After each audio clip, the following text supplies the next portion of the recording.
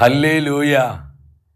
കർത്താവിൽ പ്രിയ സഹോദരി സഹോദരങ്ങളെ, മഹത്വത്തിൻ സാന്നിധ്യം ഈ ശുശ്രൂഷയിലേക്ക് ഒത്തിരിയേറെ സ്നേഹത്തോടെ കടന്നു വന്നിരിക്കുന്ന എല്ലാ പ്രിയപ്പെട്ടവർക്കും വീണ്ടും വരുന്ന നമ്മുടെ കർത്താവായ യേശുക്രിസ്തുവിൻ്റെ കൃപയും സമാധാനവും ആശംസിക്കുകയാണ്. 90-ാം സങ്കീർത്തനം 12-ാം തിരുവചനം. ഞങ്ങളുടെ ആയുസ്സിന്റെ ദിനങ്ങൾ എണ്ണുവാൻ ഞങ്ങളെ പഠിപ്പിക്കണമേ. സങ്കീർത്തകന്റെ മനോഹരമായൊരു പ്രാർത്ഥനയാണ്. ഈ ലോക ജീവിതത്തിന്റെ നശ്വരത നമ്മൾ തിരിച്ചറിയുമ്പോഴാണ് ഈ ലോകത്തിൽ കർത്താവിനെ മഹത്വപ്പെടുത്തി ദൈവഭയത്തിൽ ജീവിക്കുവാൻ നമുക്ക് ഓരോരുത്തർക്കും സാധ്യമാകുന്നത്. ഓരോ ദിനവും നമ്മുടെ ആയുസ്സിന്റെ ദൈർഘ്യം കുറഞ്ഞുകൊണ്ടിരിക്കുകയാണ്. ഈ ലോകത്തുള്ള ബന്ധത്തിൽ ഞങ്ങളുടെ ആയുസ്സിന്റെ ദിനങ്ങൾ എണ്ണുവാൻ കർത്താവേ ഞങ്ങളെ പഠിപ്പിക്കണം. നമ്മളെല്ലാം ഈ ലോകം വിട്ട് ഒരു ദിനം കർത്താവിന്റെ മഹത്വത്തിലേക്ക് പോകുവാൻ വിളിക്കപ്പെട്ടവരാണ്. നമ്മൾ ആരും തന്നെ ഇവിടെ സ്ഥിരം താമസിക്കാൻ വന്നവരല്ല. സങ്കീർത്തകനോട് ചേർന്ന് എല്ലാ ദിനവും നമ്മൾ പ്രാർത്ഥിക്കേണ്ട പ്രാർത്ഥനയാണ്, കർത്താവേ ഞങ്ങളുടെ ആയുസ്സിന്റെ ദിനങ്ങൾ എണ്ണുവാൻ ഞങ്ങളെ പഠിപ്പിക്കണം. ഈ ഒരു ജ്ഞാനം നമ്മുടെ ഹൃദയത്തിൽ പ്രകാശിച്ച എളിമയോടെ സ്നേഹത്തോടെ പരസ്പരം ക്ഷമിച്ചും പങ്കുവെച്ചും ദൈവസ്നേഹത്തിൽ ജീവിക്കുവാൻ നമുക്ക് സാധിക്കും. ഒരു ദിനം നമ്മളെല്ലാം ഈ ലോകം വിട്ട് പോകേണ്ടവരാണെന്നുള്ള ആ വെളിച്ചം നമുക്ക് നഷ്ടപ്പെട്ടു പോയതാണ് നമ്മൾ ലൗകികരും ജഡീകരുമായി തീരുന്നതിൻ്റെ ഒരു പ്രധാന കാരണം. ഈ വചനം തരുന്ന കൃപയുടെ വെളിച്ചം നമ്മുടെ ജീവിതത്തിലേക്ക് സ്വീകരിച്ചുകൊണ്ട് ഇന്നത്തെ ശുശ്രൂഷകളിലേക്ക് നമ്മൾ പ്രവേശിക്കുകയാണ്. നമ്മുടെ മനസ്സിനെ ഭാരപ്പെടുത്തുന്ന, നമ്മുടെ ജീവിതത്തെ നിരാശയിലേക്കും കഠിനമായ ദുഃഖത്തിലേക്ക് നയിക്കുന്ന ഒരുപാട് പ്രശ്നങ്ങൾ നമുക്ക് ചുറ്റിലുമുണ്ട്. എൻ്റെ സഹോദരങ്ങളെ, ഈ വിശ്വാസ യാത്രയിൽ നമ്മൾ ഒറ്റയ്ക്കല്ല. നമ്മെ തെരഞ്ഞെടുത്ത കർത്താവ് നമ്മുടെ കൂടെയുണ്ട്.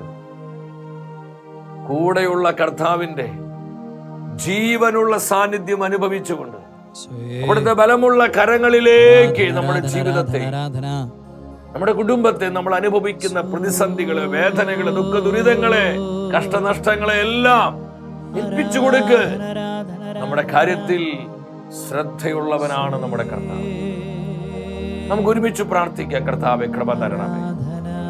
ഈ ലോകം കണ്ട് ജീവിക്കുവാനല്ല, ഈ ലോകത്തിൽ മനുഷ്യ ജീവിതത്തിന്റെ നശ്വരത മനസ്സിലാക്കി കൃപയോടെ ജീവിക്കാൻ കർത്താവേ ഞങ്ങളെ സഹായിക്കണമേ എന്ന് പ്രാർത്ഥിച്ചുകൊണ്ട് നമ്മളായിരിക്കുന്നുണ്ട്.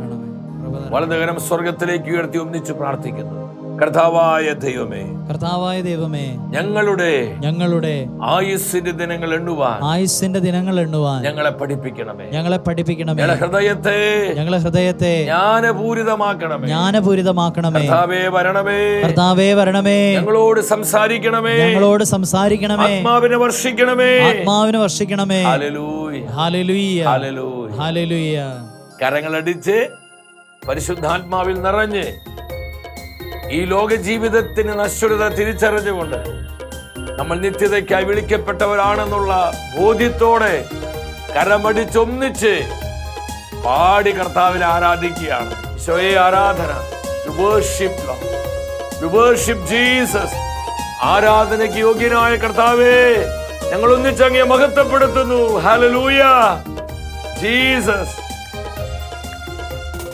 അക്കരയ്ക്കു യാത്ര ചെയ്യും സിയോൻ സഞ്ചാരി, ഓളങ്ങൾ കണ്ടു നീ ഭയപ്പെടേണ്ട. അക്കരയ്ക്കു യാത്ര ചെയ്യും സിയോൻ സഞ്ചാരി, ഓളങ്ങൾ കണ്ടു നീ ഭയപ്പെടേണ്ട. കാറ്റിനെയും കടലിനെയും നിയന്ത്രിപ്പൻ കഴിവുള്ളവൻ പടകിലുണ്ട്. കാറ്റിനെയും കടലിനെയും നിയന്ത്രിപ്പാൻ കഴിവുള്ളൊരു പടകിലുണ്ട്. എന്റെ ദേശം ഇവിടെയല്ല, ഇവിടെ ഞാൻ പരദേശവാസിയാണല്ലോ.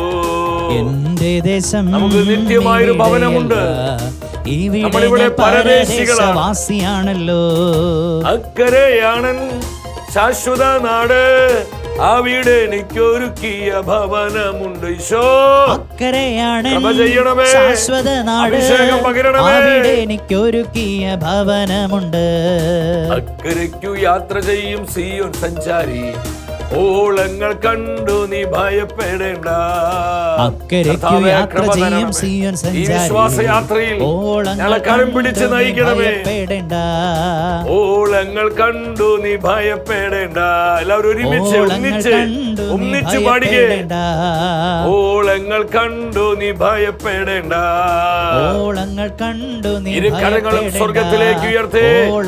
ഇടിമുഴക്ക ശക്തിയോടെ പെരുവെള്ളത്തിൽ നിരമ്പലോടെ ജീവിക്കുന്ന കർത്താവിന്റെ അത്ഭുത നാമം വിളിച്ച് നമ്മൾ ഒന്നിച്ച് പ്രാർത്ഥിക്കുന്നു. ഈശോയേ, ഞങ്ങളെ ഏക രാജാവേ, ഏക കർത്താവേ, ആരാധന ആരാധന ആരാധന ആരാധന കൃപ ചെയ്യണമേ. ആത്മാവിനെ വർഷിക്കണമേ, അരൂപിയെ വർഷിക്കണമേ.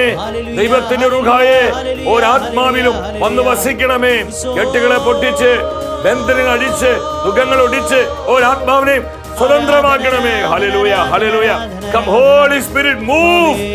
ഗ്ലോറിയ ഗ്ലോറിയ ഗ്ലോറിയ പരിശുദ്ധാത്മാവേ.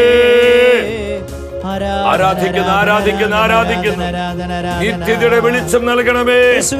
നിത്യജീവന പ്രത്യാശയിൽ ഞങ്ങൾ ദിനംതോറും വളർത്തണമേ. മനുഷ്യ ജീവിതത്തിന്റെ നശ്വരത തിരിച്ചറിയാൻ കർത്താവേ ജ്ഞാനപ്രകാശം നൽകണമേ.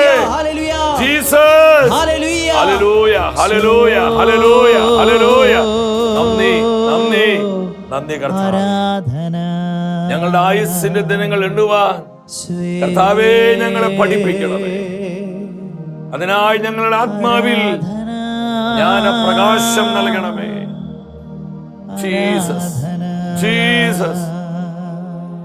പരിശുദ്ധ മാതാവേ, സഭയുടെ അമ്മേ, ശൗസേ പിതാവേ, സകല വിശുദ്ധരെ മലാഖമാരെ ഞങ്ങൾക്കായി പ്രാർത്ഥിക്കണമേ.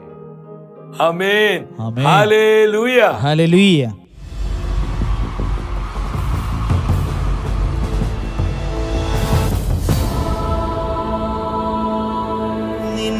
വചനം ധ്യാനിക്കുമ്പോ പ്രിയ ദൈവമക്കളെ, നമ്മുടെ ജീവിതത്തെ നിത്യതയുടെ ദർശനത്തിലേക്ക് നയിക്കുന്ന കർത്താവിൻ്റെ വചനത്തിൻ്റെ മുൻപിൽ പ്രാർത്ഥനാപൂർവമായിരിക്കാം. നോമ്പ് കാലത്തിലേക്ക് നമ്മൾ പ്രവേശിച്ചു. പ്രാർത്ഥനയുടെയും പരിത്യാഗത്തിൻ്റെയും തപസ്സിൻ്റെയും ഈ നാളുകൾ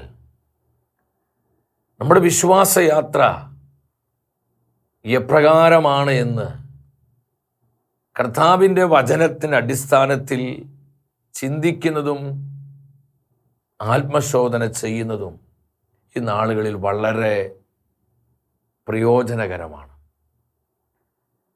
നമ്മുടെ വിശ്വാസയാത്രയിൽ നമ്മൾ ഒറ്റയ്ക്കല്ല. ഈ യാത്രയ്ക്കായി നമ്മെ വിളിച്ച കർത്താവ് നമ്മോട് കൂടെയുണ്ട്. കർത്താവാണ് എൻ്റെയും നിൻ്റെയും കരം പിടിച്ചിരിക്കുന്നത്. എൻ്റെ സഹോദരങ്ങളെ, ഈ ലോക ജീവിതത്തിൽ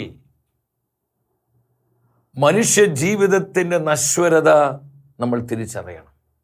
ഈ തപസ് കാലത്ത് നമ്മുടെ ജീവിതം ഈ ലോകത്തിൽ എത്രയോ ക്ഷണികമാണ്, അതെത്രയോ നശ്വരമാണ്. നാം ചിന്തിക്കുന്നതും ധ്യാനിക്കുന്നതും വളരെ അനുഗ്രഹപ്രദമാണ്. ഇന്നത്തെ വചന ശുശ്രൂഷയിലൂടെ കർത്താവിൻ്റെ റൂഹ നമുക്ക് നൽകുന്ന ആലോചന, മനുഷ്യൻ നിഴൽ മാത്രം. മനുഷ്യൻ നിഴൽ മാത്രം. എത്ര അർത്ഥവത്താണ് കർത്താവിൻ്റെ ഈ വാക്കുകൾ. നൂറ്റാണ്ടുകളും സഹസ്രാബ്ദങ്ങളും ജീവിക്കുവാൻ ഈ ലോകത്തിൽ പിറന്നവരല്ല നമ്മൾ ഓരോരുത്തരും നിത്യതയ്ക്കായി വിളിക്കപ്പെട്ടവരാണ്.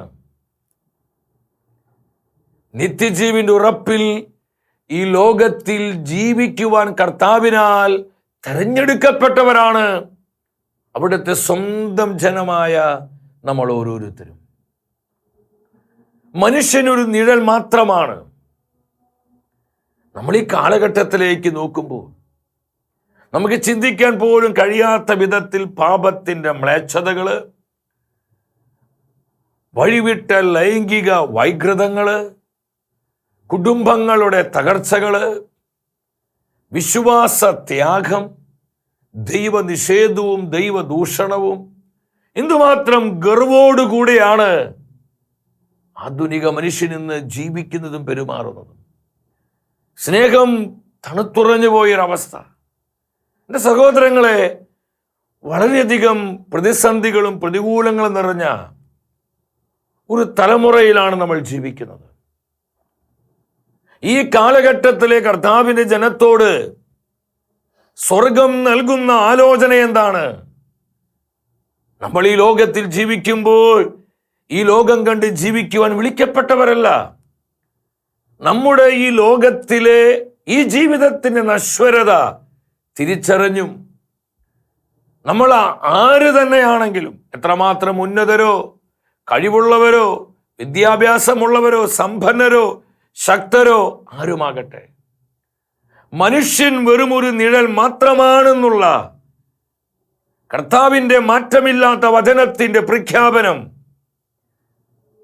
നമ്മുടെ ജീവിതത്തിലേക്ക് ഈ നോമ്പ് കാലത്ത് പ്രത്യേകമാവിധം ഏറ്റെടുക്കുന്നത് വളരെ അനുഗ്രഹമാണ്. ജോബിന്റെ പുസ്തകം 8-ാം അധ്യായം 9-ാം തിരുവചനം. ഇന്നലെ പിറന്ന നമുക്ക് ഒന്നും അറിഞ്ഞുകൂടാ, ഭൂമിയിൽ നമ്മുടെ ജീവിതം നിഴൽ പോലെ മാഞ്ഞു പോകുന്നു. ഈ വചനത്തിലൂടെ ദൈവത്തിൻ്റെ ആത്മാവ് എന്താണ് നമ്മോട് സംസാരിക്കുന്നത്? ഇന്നലെ പിറന്ന നമുക്കൊന്നും അറിഞ്ഞുകൂടാ. നമ്മൾ പലരും ധരിച്ചിരിക്കുന്നത് നമുക്ക് നല്ല അറിവുണ്ട്, ബുദ്ധിയുണ്ട്, കഴിവുണ്ട്, നല്ല കാര്യം. എന്നാൽ ഒരുപാട് പരിമിതികളുള്ളവരാണ് നമ്മൾ ഓരോരുത്തരും. നമ്മൾ ഇന്ന് ഈ ലോകത്തിൻ്റെ ഈ സൃഷ്ടപ്രപഞ്ചത്തിൻ്റെ സാധ്യതകളിലേക്ക് നമ്മൾ കടന്നു ചെല്ലുമ്പോൾ നമ്മുടെ അറിവ് ഒരു മണൽത്തരിയുടെ അത്ര പോലുമില്ല. വളരെ വളരെ വളരെ തുച്ഛമാണ്, ഒന്നുമല്ല, നത്തിങ്. അതാ ഇവിടെ ജോബ് പറയുന്നത്, ഇന്നലെ പിറന്ന നമുക്ക് യാതൊരു അറിവുമില്ല.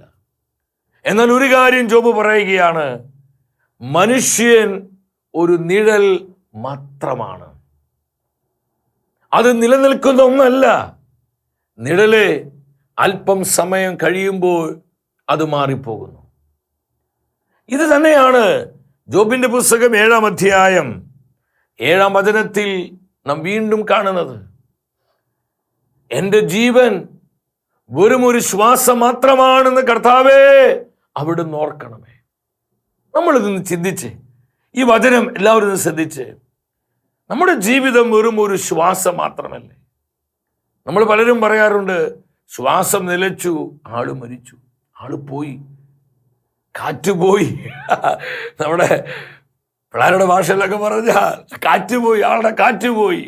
എന്താ ഈ കാറ്റുപോയത്? ശ്വാസം നിലച്ചു.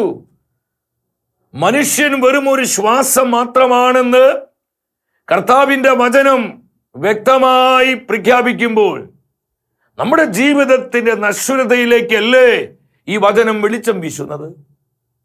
അഹങ്കരിക്കാൻ നമുക്ക് എന്താ ഉള്ളത്? നമ്മുടെ മസിൽ പവറും ബ്രെയിൻ പവറും പൊളിറ്റിക്കൽ പവറൊക്കെ എന്താണ്? വെറും മണ്ണാങ്കട്ടയല്ലേ? ഒരു തുള്ളി വെള്ളം വീണാൽ അലിഞ്ഞു പോകുന്ന മണ്ണാങ്കട്ടകളെ പോലെയാണ് നമ്മൾ ഓരോരുത്തരും. എൻ്റെ സഹോദരങ്ങളെ, ഈ ലോകത്തിൽ നമുക്ക് നിലനിൽക്കുന്ന അനശ്വരമായ യാതൊന്നുമില്ല.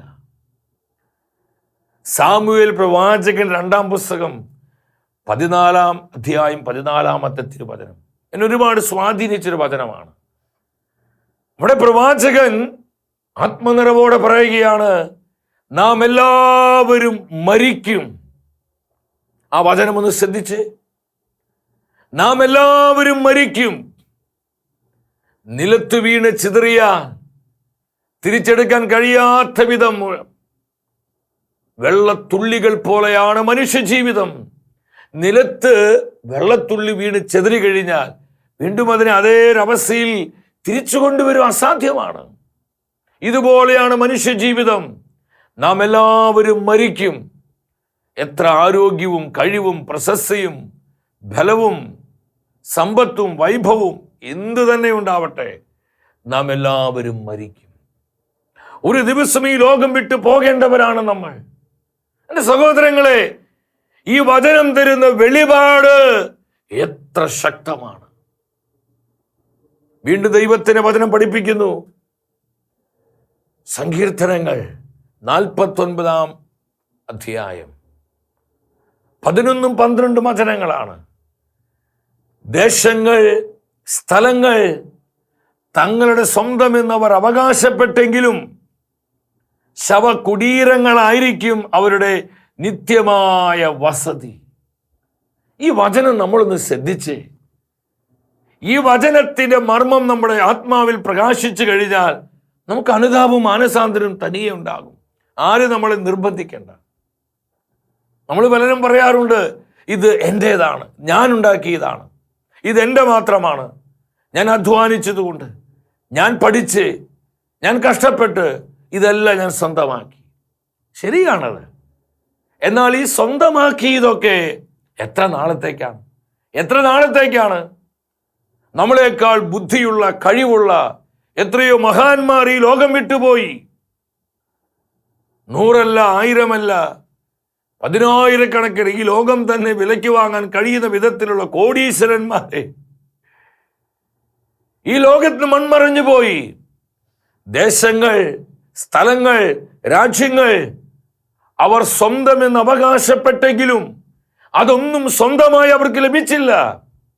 അവർക്ക് ലഭിച്ചത് എന്താണ്? ശവകുടീരമാണ്. വെറും 6 അടി മണ്ണ്, അതാണ് അവർക്ക് സ്വന്തമായി ലഭിച്ചത്. വീണ്ടും ദൈവത്തിന്റെ വചനം പറയുന്നു. 49 സങ്കീർത്തനം 17 വചനത്തിലാണ് പറയുന്നത്. അവൻ ഈ ലോകം വിട്ടു പോകുമ്പോൾ ഒന്നും തന്നെ കൊണ്ടുപോകുന്നില്ല. ഹല്ലേലൂയ! എത്ര കൃത്യമാണ് ഈ വചനം. ഒന്നും കൊണ്ടുപോകുന്നില്ല. ഒരു മുട്ടുസൂചി വരെ നമുക്ക് കൊണ്ടുപോകാൻ പറ്റുമോ? നമ്മൾ ഓടിക്കുന്ന കാറ്, നമ്മൾ ധരിച്ചിരിക്കുന്ന വസ്ത്രം, നമ്മുടെ കുഞ്ഞുങ്ങൾ, ഭാര്യ, ഭർത്താവ്, മാതാപിതാക്കൾ, നമ്മൾ താമസിക്കുന്ന മനോഹരമായ ഭവനം, നമ്മൾ വിളിക്കുന്ന ഐഫോൺ ആയിട്ട് എന്താവട്ടെ, ആ മൊബൈൽ ഫോൺ, നമ്മുടെ ലാപ്ടോപ്പ്, മറ്റ് എന്ത് തന്നെയാണെങ്കിലും വസ്തുവകകൾ, എൻ്റെ സഹോദരങ്ങളെ, പണം, സ്വാധീനം ഒന്നും അവനും അവളും കൊണ്ടുപോകുന്നില്ല. ഒന്നും നമുക്ക് കൊണ്ടുപോകാൻ പറ്റുകയില്ല. ഈ ഒരു ജ്ഞാനം നമ്മുടെ ആത്മാവിലേക്ക് വീണു കഴിഞ്ഞാൽ എളിമപ്പെടുവാനും വിട്ടുകൊടുക്കുവാനും ചെറുതാകാനും, ഈ പണത്തിനു വേണ്ടി, സമ്പത്തിന് വേണ്ടി എന്തൊക്കെ കടിപിടികളാണ്, നമ്മൾ എന്തൊക്കെ വാർത്തകളാണ് കേട്ടുകൊണ്ടിരിക്കുന്നത്, എന്തൊക്കെ ഇവിടെ നടന്നുകൊണ്ടിരിക്കുന്നത്. എന്താണ് ഈ ആത്മീയും ധാർമ്മികവുമായ ഈ അധപതനത്തിന്റെ, ഈ ദുരന്തത്തിന്റെ കാരണം? നിത്യതയുടെ വെളിച്ചം നമുക്ക് നഷ്ടപ്പെട്ടു പോയതാണ്. എന്നാൽ എനിക്കൊന്നും കൊണ്ടുപോകാൻ പറ്റുകയില്ല. വീണ്ടും വചനം ആവർത്തിക്കുകയാണ്. അവന്റെ മഹത്വം, അവളുടെ മഹത്വം അവരെ അനുഗമിക്കുകയില്ല. നമ്മുടെ പ്രശസ്തിയൊന്നും നമ്മളെ ഫോളോ ചെയ്യില്ല. നീ ഡോക്ടറാണോ, എഞ്ചിനീയറാണോ, വക്കീലാണോ, ടീച്ചറാണോ, ബിസിനസ്സുകാരനാണോ, സയന്റിസ്റ്റാണോ, നമ്മൾ ഏത് വ്യക്തിയാവട്ടെ, സമൂഹത്തിൽ നാനാ തുറകളിൽ നമ്മൾ പല വിധത്തിലുള്ള ജോലികളും പ്രവൃത്തികളും ചെയ്യുന്നവരാണ്. നമ്മൾ ആര് തന്നെയാണെങ്കിലും നമ്മുടെ മഹത്വം, നമ്മുടെ പ്രശസ്തി, നമ്മുടെ ഡിഗ്രികൾ, ഇതൊന്നും നമ്മുടെ കൂടെ പോരുന്നില്ല. കൂടെ പോരുന്നത് എന്താണ്? വെളിപാട് പുസ്തകം 14 അധ്യായം 13 വചനം പറയുന്നു, കൂടെ പോകുന്നത് നമ്മുടെ പ്രവൃത്തികൾ മാത്രമാണ്. നമ്മുടെ പ്രവൃത്തികൾ, പൊസിഷൻ അല്ല, പ്രവർത്തികളാണ്. ഈ ലോകത്തിൽ നമ്മൾ ജീവിച്ചപ്പോൾ നമ്മൾ എപ്രകാരമാണോ ജീവിച്ചത്? എൻ്റെ സ്നേഹത്തിൻ്റെ, കാരുണ്യത്തിൻ്റെ, കൃപയുടെ, താഴ്മയുടെ, പങ്കുവെക്കലിൻ്റെ ഈ പ്രവർത്തികളാണ് എന്നെ അനുഗമിക്കുന്നത്. വേറൊന്നിനും എന്നെ അനുഗമിക്കാൻ പറ്റുകയില്ല. എത്ര പ്രിയപ്പെട്ടവരാണെങ്കിലും സിമിത്തേരി വരെ വരാം. അത് കഴിഞ്ഞാൽ ഞാനും നീയും ഒറ്റയ്ക്കാണ്. അതാണ് വചനം പഠിപ്പിക്കുന്നത്. അതുകൊണ്ട് സഭ പാടുന്നത്, സൽകൃത്യങ്ങൾ ചെയ്യുക നീ അലസത കൂടാതെ, മരണം വരുമൊരു നാൾ ഓർക്കുക മർത്യാ നീ, കൂടെ പോരുന്നു നിൻ ജീവിത ചെയ്തികളും. കൂടെ പോരുന്നത് ജീവിത ചെയ്തികളാണ്. കൂട്ടുകാരോ, ജീവിത പങ്കാളിയോ, മക്കളോ, മാതാപിതാക്കളോ, നമ്മുടെ തൊഴിൽ മേഖലകളോ, ബിസിനസ്സോ, നമുക്ക് ഇഷ്ടപ്പെട്ടതൊന്നും കൂടെ പോരുന്നില്ല. കൂടെ പോരുന്നു നിൻ ജീവിത ചെയ്തികളും. ജീവിതത്തിന്റെ പ്രവൃത്തികൾ അതുമാത്രമാണ് നമ്മെ അനുഗമിക്കുന്നത്. സഹോദരങ്ങളെ, അഹങ്കരിക്കാൻ ഒന്നുമില്ല, വെട്ടിപ്പിടിക്കാൻ ഒന്നുമില്ല, തട്ടിയെടുക്കുവാനും പറ്റിക്കാനും ചതിക്കുവാനും കളിപ്പിക്കുവാനും കള്ളത്തരം കാണിക്കാനും കബളിപ്പിക്കുവാനും നമുക്കൊന്നും തന്നെ ഇല്ല. ഇതെല്ലാം ചെയ്തിട്ട് നമ്മൾ എന്തെങ്കിലുമൊക്കെ നേടിയാലും അതുകൊണ്ട് എന്ത് പ്രയോജനം? അതൊന്നും നമ്മുടെ കൂടെ പോരുകയില്ല എന്ന് ആവർത്തിച്ച് കർത്താവിന്റെ വചനം പ്രഖ്യാപിക്കുകയാണ്. ഹല്ലേലൂയ. സഹോദരങ്ങളെ, ഈ വചനത്തിനുറപ്പിൽ വിശ്വസിക്കാൻ പറ്റണം. 103-ാം സങ്കീർത്തനം 15 പറയുന്നു, മനുഷ്യ ജീവിതം വയലിലെ പൂവ് പോലെയാണ്. ചുടുകാറ്റടിക്കുമ്പോൾ അത് വാടിപ്പോകുന്നു. അത് നിന്നിരുന്ന സ്ഥലം പോലും ജനം മറന്നു കളയുന്നു. നമുക്ക് മുന്നമേ പോയ എത്ര കഴിവും പ്രാപ്തിയുള്ളവരെ ഓരോ വർഷം കഴിയും തോറും ജനം, ഈ ലോകം അവരെ മറന്നുകൊണ്ടിരിക്കുകയാണ്. വയലിലെ പൂവ് പോലെയാണ് മനുഷ്യ ജീവിതം. വയലിലെ പൂവ് പോലെ. ഞാൻ പലപ്പോഴും ചിന്തിക്കാറുണ്ട്, നമ്മളിന്ന് ഈ പ്രഭാതം കണ്ടത് എന്തുകൊണ്ടാണ്? നമ്മുടെ മസിൽ പവർ കൊണ്ടാണോ? ഈ മസിൽ പവർ കൊണ്ടാണോ? എൻ്റെ ബ്രെയിൻ പവർ കൊണ്ടാണോ? എൻ്റെ മണി, എൻ്റെ സമ്പാദ്യത്തിൻ്റെ ആ കഴിവ് കൊണ്ട്, മേന്മ കൊണ്ടുമാണോ?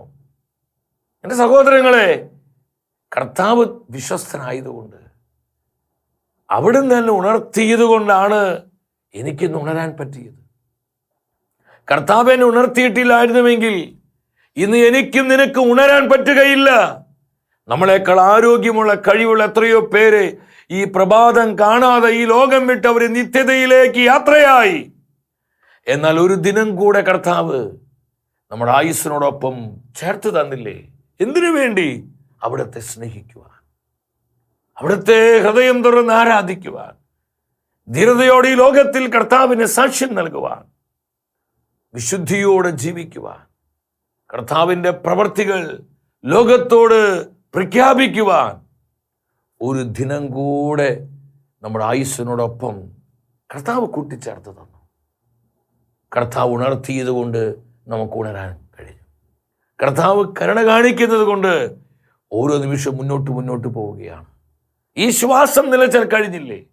യെശയ്യാ പ്രവചനം 40-ാം അധ്യായം 6-ാം വചനത്തിൽ പറയുന്നു, മനുഷ്യൻ വെറും ജഡം, അവൻ തൃണം മാത്രമാണ്. വെറും ഒരു തൃണം മാത്രമാണ് മനുഷ്യൻ. എൻ്റെ സഹോദര, സഹോദരി, നമ്മുടെ നിസ്സാരത നമ്മൾ അറിയണം. നമ്മൾ ആരുമായിക്കൊള്ളട്ടെ, നമ്മൾ വെറും തൃണം മാത്രം, ജഡം മാത്രം. മനുഷ്യൻ വെറും ഒരു ശ്വാസം മാത്രം. യെശയ്യാ പ്രവചനം 2:22 പറയുന്നു, മനുഷ്യൻ വെറും ഒരു ശ്വാസം മാത്രമാണ്. നീ അവനിൽ വിശ്വാസം അർപ്പിക്കരുത്, അത് കർത്താവിൽ മാത്രമായിരിക്കണം. ഈ വചനത്തിന് പൊരുളുകൾ മനസ്സിലാക്കിക്കൊണ്ട് ഈ ലോകത്തിൽ നമ്മുടെ ജീവിതത്തിന് നശ്വരത തിരിച്ചറിഞ്ഞ് കർത്താവിലേക്ക് കണ്ണുകൾ ഉയർത്താം. ഇന്നലെ ഭൂവിൽ പാർത്തിരുന്നവർ എത്ര പേർ ലോകം വിട്ടുപോ. എന്നാലോ നാം ഒരു നാൾ കൂടി പ്രിയനെ പാടി സ്തുതിക്കാം. ഇന്നലെ ഭൂവിൽ പാർത്തിരുന്നവർ എത്ര പേർ ലോകം വിട്ടുപോയി. എന്നാലോ നാമോ ഒരു നാൾ കൂടി പ്രിയനെ പാടി സ്തുതിക്കാം. അതാണ് കർത്താവിന്റെ വിശ്വസ്തത. അതാണ് അവിടെ നമ്മോട് കാണിക്കുന്ന കാരുണ്യം. അപ്പോസ്തലൻ യാക്കോബ് സഭയെ പഠിപ്പിക്കുന്നുണ്ട്. താൻ എഴുതിയ ലേഖനം 4-ാം അധ്യായം 14-ാം വചനത്തിൽ അല്പസമയത്തേക്ക് മാത്രം പ്രത്യക്ഷപ്പെടുന്ന മൂടൽ മഞ്ഞ് പോലെയാണ് മനുഷ്യ ജീവിതം. സൂര്യപ്രകാശം വരുമ്പോൾ അത് കാണുന്നില്ല. പ്രകാശം തട്ടുമ്പോൾ ആ മൂടൽ മഞ്ഞ് അപ്രത്യക്ഷമാവുന്നു. ഇന്നലെ കണ്ടവരെ ഇന്ന് കാണുന്നില്ല, ഇന്ന് കാണുന്നവരെ നാളെ കാണുന്നില്ല. അല്പസമയത്തേക്ക് മാത്രം പ്രത്യക്ഷപ്പെടുകയും അതിനുശേഷം അപ്രത്യക്ഷമാവുകയും ചെയ്യുന്ന മൂടൽ മഞ്ഞാണ് മനുഷ്യ ജീവിതം. മനുഷ്യൻ ഒരു നിഴൽ മാത്രമാണെന്നുള്ള സത്യം മനസ്സിലാക്കി എളിമയോടെ കൃപയോടെ കർത്താവിനെ ആശ്രയിച്ചുകൊണ്ട് അഭിഷേകത്തിൻ്റെ വിശുദ്ധീകരണത്തിൻ്റെ ജീവിതം നയിക്കുവാൻ നമുക്കൊരുങ്ങാം. ഈ തപസ് കാലം നമ്മെ അതിനായി സഹായിക്കട്ടെ. ഈ നോമ്പ് കാലത്ത് പ്രാർത്ഥനയും പരിത്യാഗവും അനുഷ്ഠിച്ച് കർത്താവിൽ നിന്ന് കൂടുതൽ ശക്തിയാർജിച്ച് നമ്മുടെ വിശ്വാസ ജീവിതം കൂടുതൽ ബലമുള്ളതാക്കി മാറ്റാം. വ്യക്തിപരമായ നമ്മുടെ നിയോഗങ്ങളെയും നമ്മുടെ കുടുംബത്തിൻ്റെ സകല ആവശ്യങ്ങളെയും നമ്മെ ഓരോരുത്തരെയും നമ്മുടെ വിശ്വാസത്തിൻ്റെ നാഥനായ കർത്താവ് സമൃദ്ധമായി അനുഗ്രഹിക്കട്ടെ.